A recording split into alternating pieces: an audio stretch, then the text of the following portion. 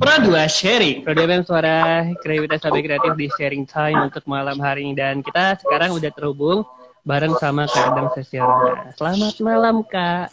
Selamat malam. Selamat malam. Akhirnya kedengeran ya Kak suara Ulun? Kedengeran. Kedengeran. Alhamdulillah. Nah, buat kamu teman-teman yang lagi stay tune di malam hari ini dan penasaran sih sebenarnya, terlihat dari judulnya sangat menarik banget nih Kak ya untuk malam hari ini. Kayaknya juga teman-teman ada yang mengincar sesuatu gitu di topik kita malam hari ini. Semoga bisa didapatkan juga. Sebelumnya kabarnya Kak Endang? Alhamdulillah sehat. Alhamdulillah sehat. Terakhir kali kalau nggak salah kita ketemu di studio ya Kak ya, membahas seputar Borneo Makro ketika itu. Haul acara apa lupa sih? Hati Akbar. Kita kali ini kebetulan juga karena Kak Endang salah satu anggota juga di Borneo Makro gitu Kak ya.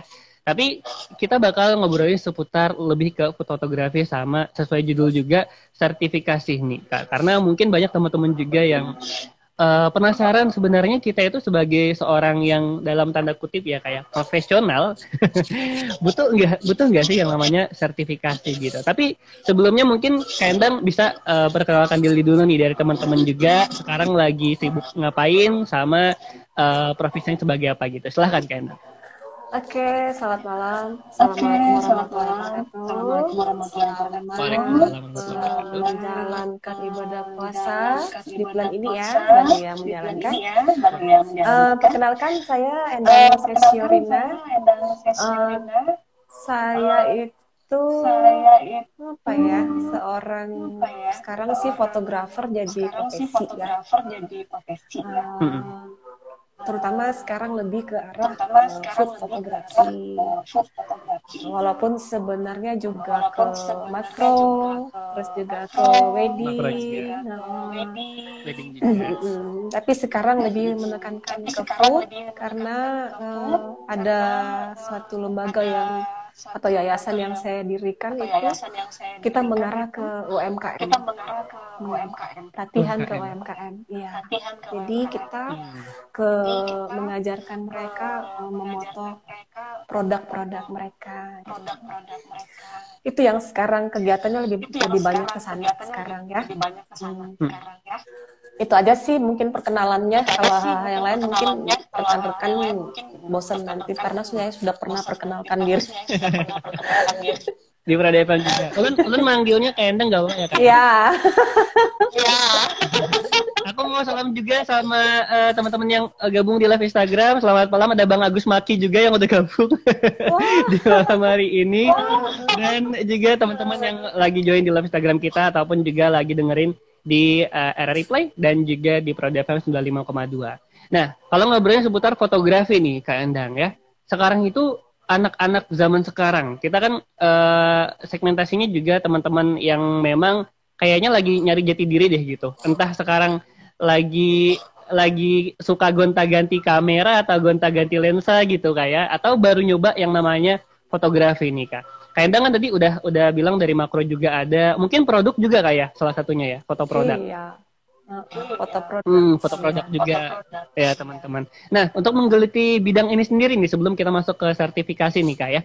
Apa sih yang membedakan profesi sebagai seorang fotografer itu beda sama profesi yang lain di zaman sekarang ini Kak? Mungkin banyak orang bilang fotografer itu adalah seorang yang kreatif gitu, ataupun juga seseorang yang harus beradaptasi dengan bagaimanapun keadaannya sekarang gitu. Nah, dari kalau Kak Endang sendiri gimana nih pendapatnya? Iya, kalau menurut saya sendiri memang betul bahwa fotografer itu harus bisa beradaptasi ya. Karena sekarang kan lagi era digitalisasi itu, ya kan? Otomatis kita harus bisa beradaptasi dengan kondisi sekarang. Terutama kita sekarang kondisinya juga pandemi, ya kan? Jadi dengan kondisi ini kegiatan kita kan terbatasi. Sekarang manfaat digitalisasi itu sangat berasa bagi kita. Fotografer itu kan orang yang memang harus kreatif. Dia harus bisa memberikan atau mencurahkan karya-karyanya sebagus mungkin gitu ya, agar bisa menciptakan karya yang bisa menarik orang lain. Itu kan sebenarnya pekerjaannya jasa ya, yang namanya jasa itu kan abstrak. Jadi pekerjaan abstrak itu penilaiannya adalah dari konsumen. Itu dari klien ya, dari klien. Jadi selera mereka, jadi kita tidak bisa membatasi hal-hal yang seperti itu. Itu menjadi tolak ukurnya tetap ukurannya dari klien. Dasar-dasar dari fotografer otomatis kita memang harus tetap menguasai ya. Jadi jangan sembarangan foto-foto juga. Makanya kenapa tadi kita juga ada topik mengenai sertifikasi, ya itu salah satunya biar kita bisa mempertanggungjawabkan pekerjaan kita. Bahwa kita bukan sembarangan fotografer kayak gitu kan, bahwa kita sudah terbukti, kita sudah diuji oleh lembaga yang berhak menguji kita. Bahwa kita orang yang memang sudah kompeten dan bisa mempertanggungjawabkan hasil dari karya kita. Gitu. Kalau yang tadi ditanyakan, zaman sekarang tuh ada yang suka gonta-ganti, itu sih terutama karena mereka penghobi sih, kalau menurut saya bukan profesi. Biasanya hobi dulu, foto lah. Ya, cuman habis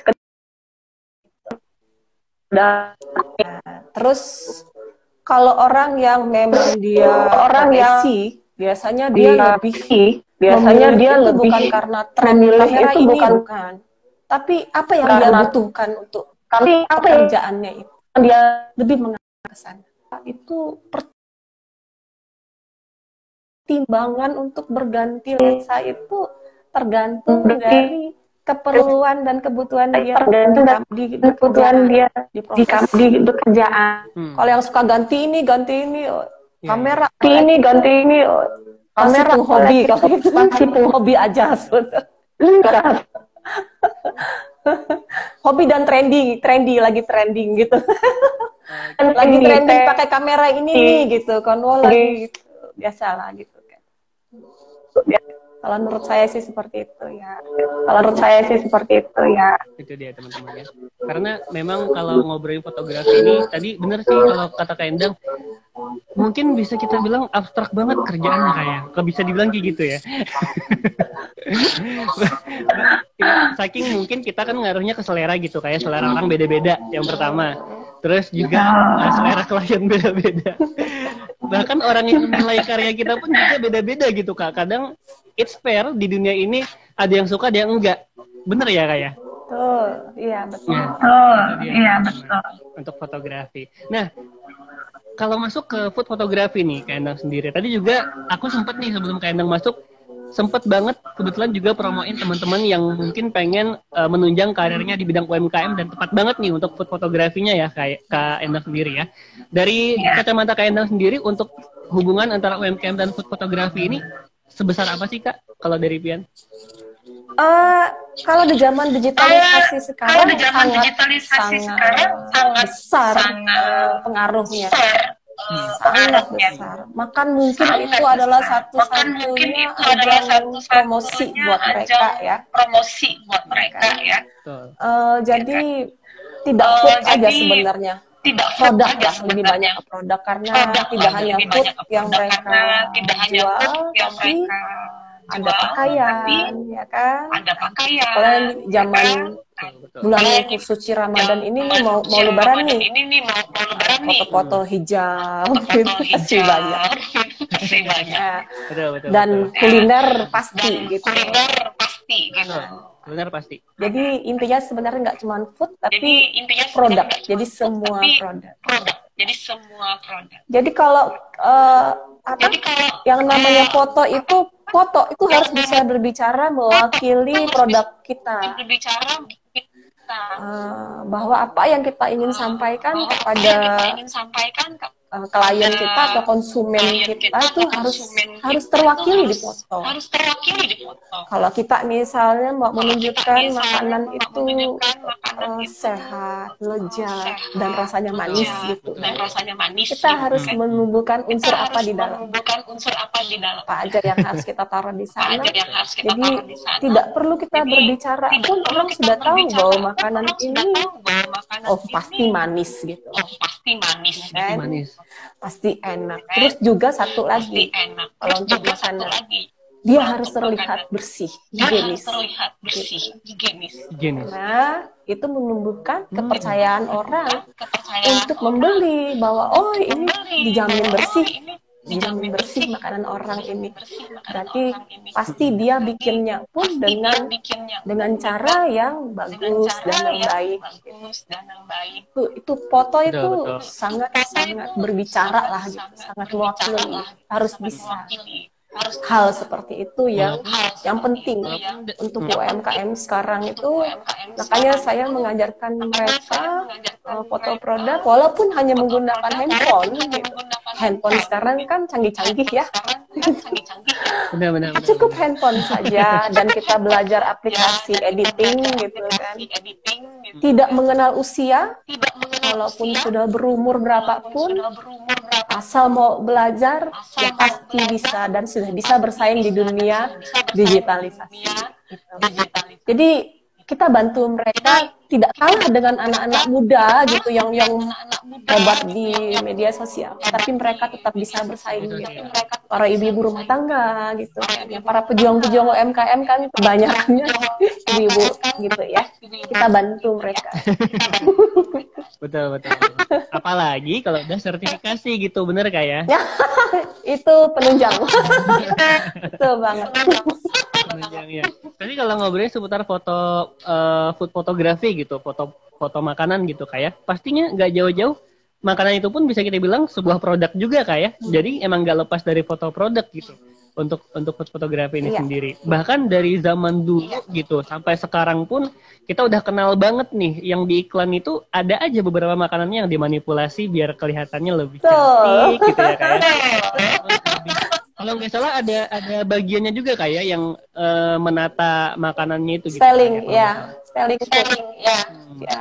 Ada. Nah, teman-teman. Waduh, menarik lagi. Nah, mungkin teman-teman juga penasaran sama dari tadi kita nyentuh dikit seputar sertifikasi, kira-kira kenapa sih ada apa dengan sertifikasi gitu. Kita rehat dulu deh sejenak Kak Endang juga ya. Teman-teman selamat bergabung yang ikutan di Instagram Live kita. Mohon maaf Kak Endang untuk rehat ini kita nggak bisa masuk suaranya, jadi kita biarin iklan dulu, nanti kita nyambung lagi gitu ya. Oke, saja teman-teman di Prada FM untuk menyaksikan sharing time malam hari ini. Prada Sharing, Prada FM suara kreativitas sahabat kreatif masih di sharing time untuk malam hari ini dan juga masih bareng Kak Endang Sesiorina ngobrolin seputar food fotografi dan juga sertifikasi. Kalau ngobrolin sertifikasi nih Kak, kelihatannya formal banget gitu ya. Apakah seformal itu Kak untuk sertifikasi ini dari Kak Endang sendiri? Boleh dibilang sih formal ya, karena ini kan menyangkut masalah sama seperti kita sekolah gitu ya. Terus kita dapat sertifikat gitu, lulus ikut pelatihannya gitu kan. Sebenarnya sih sama seperti itu. Nah, apalagi ini menyangkut profesi kita. Jadi boleh dibilang ini sebagai tanda kelulusan kita dalam mengikuti sebuah pelatihan gitu kan.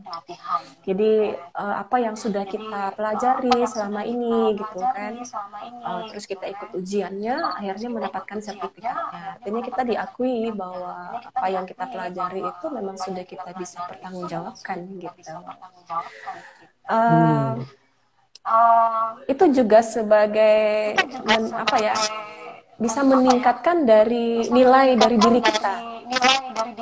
Maksudnya dengan kita sudah sebagai orang yang bisa lebih punya sesuatu yang bisa kita pertanggungjawabkan itu tadi, orang akan memandang kita lebih gitu. Artinya oh orang ini memang bisa diberikan kepercayaan melakukan pekerjaan itu, ya kan?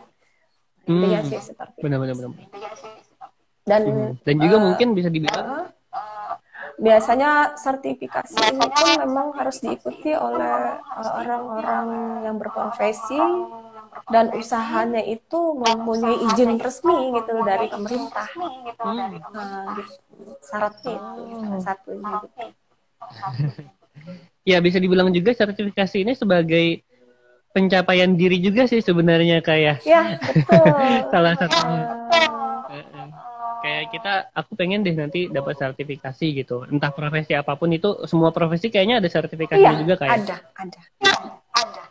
Nah, itu dia teman-teman. Nah, ngobrolnya seputar sertifikasi fotografi nih Kak. Sebenarnya untuk teman-teman mungkin banyak yang penasaran. Gimana sih caranya gitu buat mendapatkan sertifikasi dalam, ya kalau bidangnya kali ini fotografi lah gitu Kak. Pada umumnya mungkin ya fotografi umum gitu kayak nggak ada kayak buat food atau apapun. Jadi yang berhak untuk mengadakan sertifikasi itu ada lembaganya ya, lembaga sertifikasi profesi itu ada LSP. Jadi mereka itu yang akan memberitahukan gitu kan bahwa kita akan mengadakan sertifikasi di daerah sini misalnya gitu. Kayak kemarin kan banyak mesin gitu kan.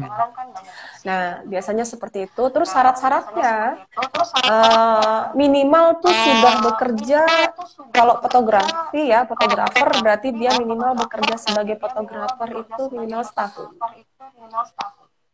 Minimal 1 tahun di instansi ataupun misalnya kayak usaha sendiri gitu kayak studio foto misalnya ya, itu 1 tahun, tapi dengan catatan tempat dia bekerja itu ada izin usahanya.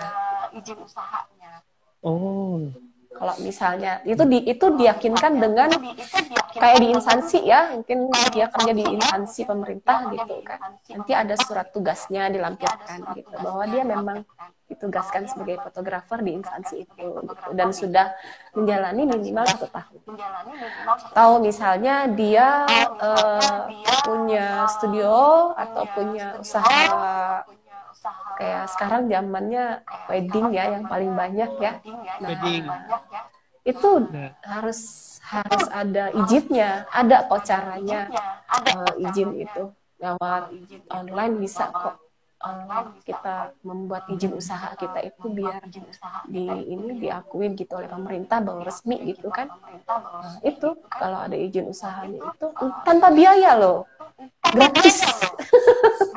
Jangan takut, gratis Kak. Gratis. Bener Kak.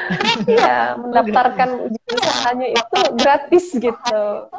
Syaratnya ya tadi memang kita harus punya NPWP pribadi gitu. Terus sekarang harus ada BPJS Kesehatan, BPJS Tenaga Kerja gitu syaratnya itu. Nah, kalau kita sudah punya itu, sudah kita bisa kok mengikuti pelatihan. Atau ada lagi syarat yang lain, yaitu kita pernah mengikuti pelatihan untuk ujian kompetensi profesi itu. Bisa itu juga bisa diikutkan. Jadi minimal itu tadi bekerja sebagai di profesi itu tuh 1 tahun, dan juga di instansi yang punya lembaga hukum yang ada izin usahanya gitu. Juga sih, kalau yang lain-lain nggak ada syarat yang lebih berat tuh, itu aja. Karena sekarang pun juga banyak teman-teman yang freelancer gitu ya, kayak moto itu kayak panggilan gitu. Maksudnya bukannya panggilan kemana-mana, tapi emang panggilan kerja gitu kayak dari. Jadi orang panggilan. Foto dong di sini gitu. Iya, jadi orang panggilan, cuman kerja gitu kayak freelancer.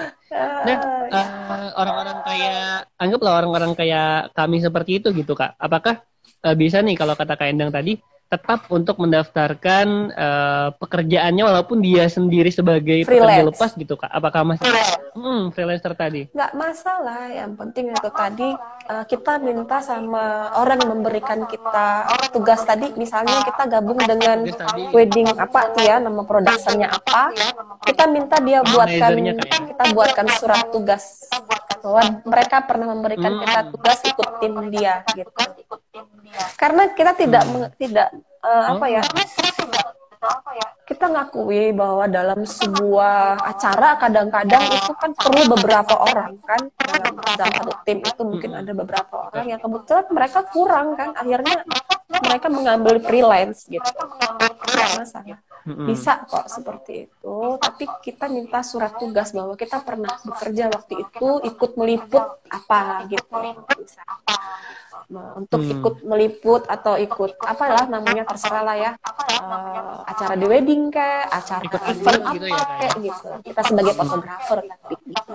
Kita mintakan surat tugas gitu, jadi itu sebagai dasar, bisa jadi sebagai dasar, artinya kita memang pernah bekerja seperti itu dan walaupun tidak terikat gitu kan, tapi kita pernah mengikuti event-event itu berapa kali dalam selama setahun gitu, itu bisa kok. Ya. Berarti emang penting juga salah satunya portofolio ya kayak. Sangat. Sangat bukan sangat penting itu. Iya, sangat penting. Biar ada pembuktian nih. Aku memang fotografer gitu. Iya, begitu. Kalau ingin meningkatkan ininya ya, meningkatkan kualitas kita gitu kan, meningkatkan kualitas kita di mata orang lain atau klien gitu, kita harus bisa seperti itu, semakin baik ya. Kita tunjukkan, kita buat portofolio kita seperti apa. Akhirnya orang kan percaya, oh iya dari portofolionya dia pernah ikut ini gitu kan. Kalau kita bisa melampirkan, ini loh, saya pernah ikut ini, apalagi ada sertifikasi gitu, kompeten gitu kan. Terus apalagi misalnya pernah ikut apa ya macam-macam sih ya gitu kan, event sekarang ya ada lomba-lomba macam-macam gitu, faktor pendukung. Betul. Iya. Sekarang juga teman-teman nggak bakal susah loh. Dulu kita mesti bikin website dulu buat portofolio. Sekarang udah ada yang namanya Instagram untuk menaruh portofolio kita. Bisa dikepoin juga Kak Endang ya untuk Instagramnya. Karena memang harusnya seperti itu kan, untuk kita tuh nge-branding gitu namanya kayak. Jangan sampai cuma cuap-cuap fotografer tapi ternyata Instagramnya mohon maaf. Benar. Minta maaf ya. Gitu. Jujur aja gini.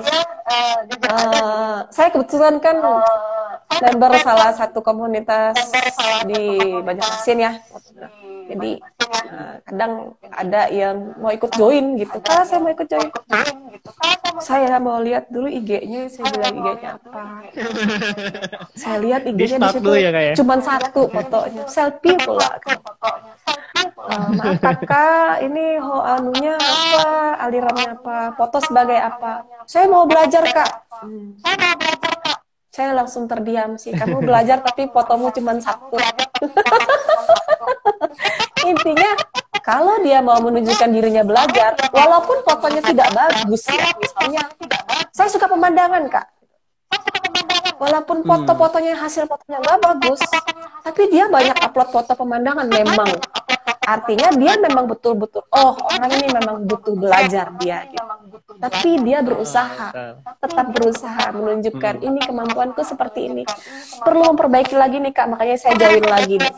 Saya lebih menghargai seperti itu daripada hanya mengatakan saya suka ini kak, suka ini. Tapi ternyata isinya selfie dia dong. Aduh maaf dulu ya, saya bilang. Biasanya saya gitu. Tolong dibetulkan dulu ini ya. Mungkin dokumenter kak alirannya. Ya gitu. Tapi paling nggak ada usahanya lah kayak. Branding itu penting banget di zaman sekarang kayak. Karena orang tiap kali orang pengen tahu siapa sih kita gitu, orang pasti ujung-ujungnya ke Instagram dan ngelihat seberapa tangguh sih orangnya gitu ya dari Instagram yang dia ini gitu di branding gitu. Minimal kan orang mau begitu pasti begitulah. Coba mana ada IG-nya nggak? Zaman sekarang gitu, IG-nya mana gitu kan?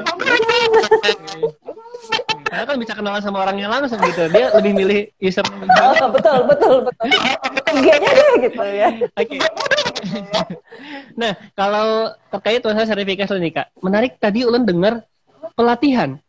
Oke, ternyata sertifikasi ini bukan cuma pengujian bagaimana kapabilitas kita sebagai profesional di bidang itu, tapi juga ada pelatihan sebelumnya gitu kak ya? Ada. Nah nih boleh deh Kak, boleh di sharing prosesnya gimana sih ketika kita udah daftar gitu, lanjutannya sampai pelatihan habis itu baru dapat sertifikasinya gitu Kak, boleh di Jadi kemarin saya sih baru 1 kali sih mengikuti pelatihan ya. Dan itu mereka ada syaratnya ya, syaratnya bahwa pelatihan itu bisa dikatakan sebuah pelatihan uji kompetensi. Jadi itu minimal kalau tidak salah berapa jam ya? 48 jam kalau nggak salah harus mengikuti pelatihan tersebut. 48 jam. Iya. Oke. Iya, jumlah total pelatihannya itu harus 48 jam. Kalau tidak salah ya, saya 3 hari pokoknya kemarin saya itu ikut pelatihan uji kompetensi. Jadi kita diajarkan apa saja, pokoknya teori-teorinya semua gitu kan. Setelah itu kita mendapatkan ijazahnya gitu, ijazah bahwa kita pernah mengikuti pelatihan untuk uji kompetensi. Syaratnya sih nggak ada, syaratnya silakan ikut aja, nggak ada syarat yang berat kok, bahwa cuman kita menunjukkan bahwa kita memang ingin mengikuti pelatihan ini dan kita punya profesi sebagai fotografer gitu kan, dan memang kita berminat untuk di bidang itu gitu kan. Ya karena untuk apa kita untuk ikut pelatihan kan kalau tidak berminat, kita kan keluar duit ikut pelatihan untuk apa gitu. Untuk apa keluar duit kalau tidak untuk serius memang ingin belajar gitu. Keluar gitu. Waktu juga gitu kayak. Iya. Habis waktu juga yang lain teman-teman. Jadi kemarin sih seperti itu. Nah, kalau kemarin ikut ujian itu sebelum mengikuti sertifikasinya gitu. Kalau pada saat sertifikasinya kan kita cuma diberikan sebentar kayak gitu kan. Dasar-dasarnya aja. Diberi juga tetap tahap-tahapan mengenai dasar-dasar foto gitu. Karena kemarin kan uji kompetensinya untuk yang junior kan masih. Kebetulan di Banjarmasin baru junior.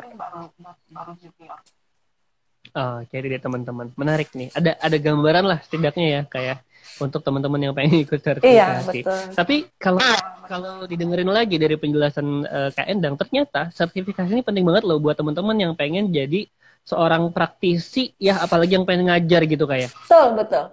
Terutama yang mau jadi pelatih memberi training pertama gitu ya. Iya, benar.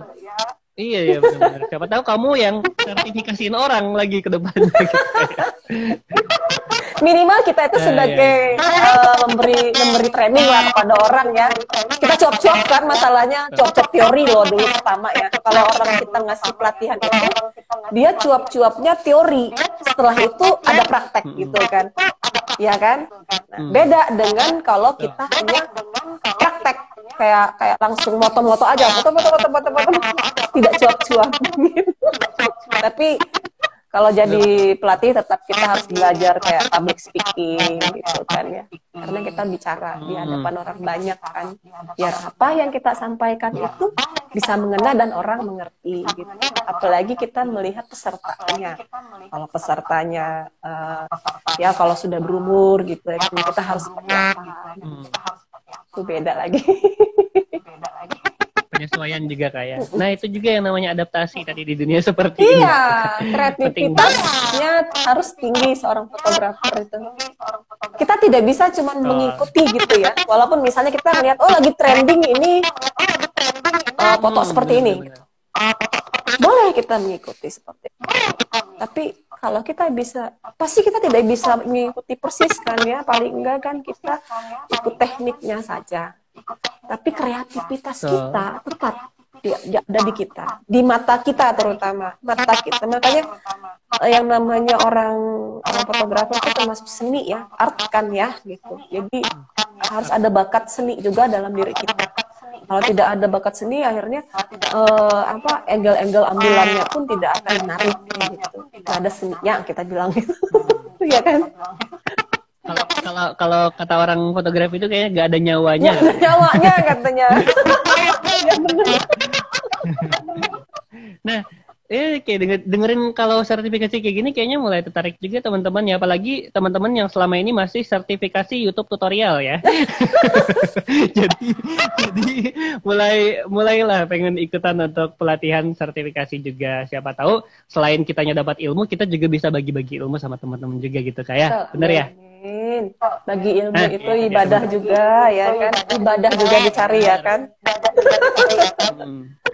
Amal jariah malah kayak kalau misalkan ilmunya nanti malah diajarin lagi ke yang lain gitu. Nah, itu. Jadi sekali dayung 2-3 pulau kita lampaui ya kan. Lampaui. Iya. Itu dia. Karena terakhir nih Kak Endang, karena kita keterbatasan durasi, kayaknya pengen lama lagi, cuman kayak kemalaman ya. Iya. Terakhir deh Kak, untuk teman-teman ya, sebagai penutup nih, untuk sertifikasi dan juga profesi. Nah, mungkin ada saran nggak sih Kak buat teman-teman yang kayaknya tertarik nih setelah dengerin Kak Endang ngebahas ini gitu. Entah yang sekarang ikutan live ataupun nanti nonton live kita rekaman ulangnya di Instagramnya RRI Prada FM Banjarmasin dan dengerin di radio. Silakan Kak.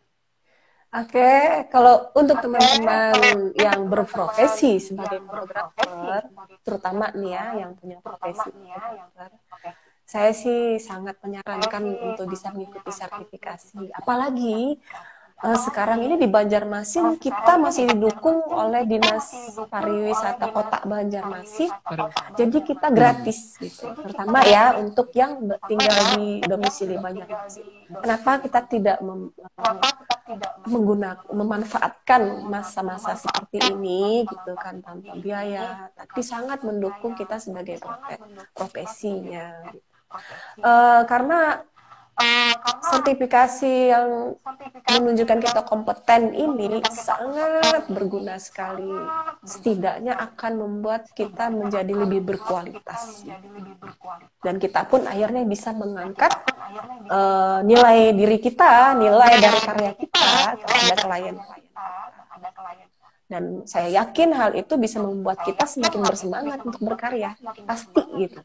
Lebih semangat lagi berkarya. Pasti bersemangat lagi. Oh ya, saya sudah berhasil punya ijazahnya nih gitu kan. Saya harus bisa mengembangkan diri saya lagi lebih banyak dan lebih banyak.